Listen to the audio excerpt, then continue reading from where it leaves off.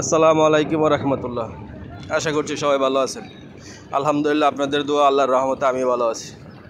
তো দীর্ঘ ৩-৪ মাস যাবৎ আমরা একটা আমাদের যে ডেল্টা শিপইয়ার্ড লিমিটেড ইউনিট 2তে একটা নতুন বার্জ তৈরি করতেছি। তো ওই বার্জের ফেব্রিকেশনের কাজগুলো তো আলহামদুলিল্লাহ আমার শেষ হয়ে গেছে। তো আমার কাজ শেষ হওয়ার পরে যখন আমাদের পেইন্ট ইঞ্জিনিয়ার আসলাম ভাইয়ের কাজগুলো শুরু হয়, তো এ পর্যন্ত পেইন্টিংয়ের কাজটাই চলতেছে। তো পুরা পল্টনটারে ব্লাস্টিং করা হয় প্রথমতে, যেহেতু পুরাতন প্লেট নতুন প্লেট ইউজ করা হয়েছে। ওই ক্ষেত্রে প্রথম ব্লাস্টিং করা হয় বালু দিয়ে। তো সান ব্লাস্টিং করার পরে ফার্স্ট কোট স্প্রে মারা হয়। তো ফার্স্ট কোট স্প্রে মারার পরে দ্বিতীয় কোট মারা হয়। তারপরে নিচে পল্টনটারে ওইদিকে আমার যেই জায়গাতে তৈরি করছি ওই জায়গা থেকে সরাইয়া যেই সেলাই দিয়ে স্লিপের মাধ্যমে এটা নদীতে বাসানো হবে, ওই জায়গাতে টানি নিয়ে আসা হয়েছে। ওই জায়গাতে টানি নিয়ে আসার পর শুরু হয়েছে দ্বিতীয় কোডের স্প্রে। তো দ্বিতীয় কোডের স্প্রে করার পর মোটামুটি কয়েকদিন হয়ে গেছে তো এখন চলতেছে হচ্ছে ফাইনাল স্প্রে। তো ইতিমধ্যে হয়তো আপনারা ভিডিওতে দেখতেছেন যে আমাদের যে দক্ষ স্প্রে পেইন্টার আছে, সে ফাইনাল রঙগুলো স্প্রে করতেছে খুব সুন্দরভাবে। আজকে অ্যান্টিফলিনটা ইউজ করতেছে।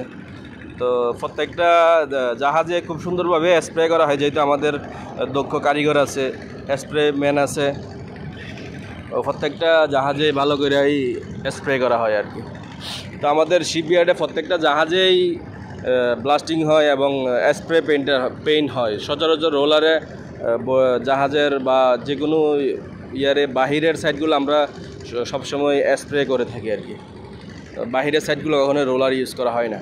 তো শুধু উপরের যেই পার্টগুলো আছে ওইগুলোতে এনামেল পেইন্ট ইউজ করা হয়। বেশিরভাগই আমরা যেহেতু আন্ডার ওয়াটার থেকে শুরু করে জাহাজের নিচে উপরে সাইডে সবগুলো জায়গাগুলোতেই আপনার অ্যাপক্সির পেইন্টটা অ্যাপ্লাই করা হয়। তো যেহেতু সবাই হয়তো জানেন, যারা অভিজ্ঞ আছেন, অ্যাপক্সি পেইন্ট ইউজ করলে অবশ্যই এখানে সারফেসের একটা বিষয় আছে, ব্লাস্টিংয়ের মাধ্যমে ফুল ক্লিয়ার করা লাগে।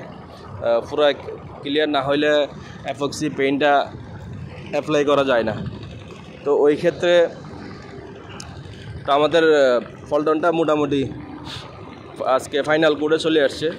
জাহাজের পল্টনের নিচে এই যে ট্রলিগুলো দেখতেছেন, আমরা যেখানে তৈরি করছি ওইখান থেকে আইনা 2 নম্বর স্লিপের মাঝখানে আইনা রাখা হয়েছে, যেন এই সেলাই দিয়েই আমরা নদীতে পল্টনটা বাসাইতে পারি আর কি।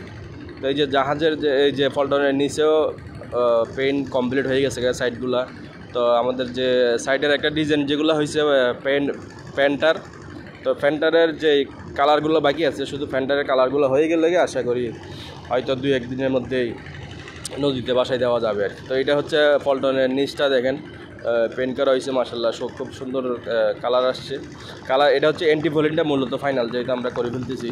তো এটা হচ্ছে অ্যান্টিফলিনটা আর কি। তো অ্যান্টিফলিনটা দিয়ে হয়তো অনেকে জানেন যে অ্যান্টিফলিন 2 প্রকার হয়। এক প্রকার হয় অ্যান্টিফলিন ইউজ করার 72 ঘন্টার ভিতরে নদীতে বাসানোর লাগে, না হয় হয়তো রঙটা একটু সমস্যা হয়, রঙটা ফাটে যেতে পারে। আরেকটা হচ্ছে আপনি অনেক দিন রাখা যায়। তো আমরা ওইটাই ইউজ করছি যেটা দীর্ঘক্ষণ রাখা যায় আর কি। আমরা চাইলে 2 দিন 3 দিন 4 দিন পরও নদীতে বাসাইতে পারবেন, তাতে কোনো সমস্যা আসবে না। তো এই যে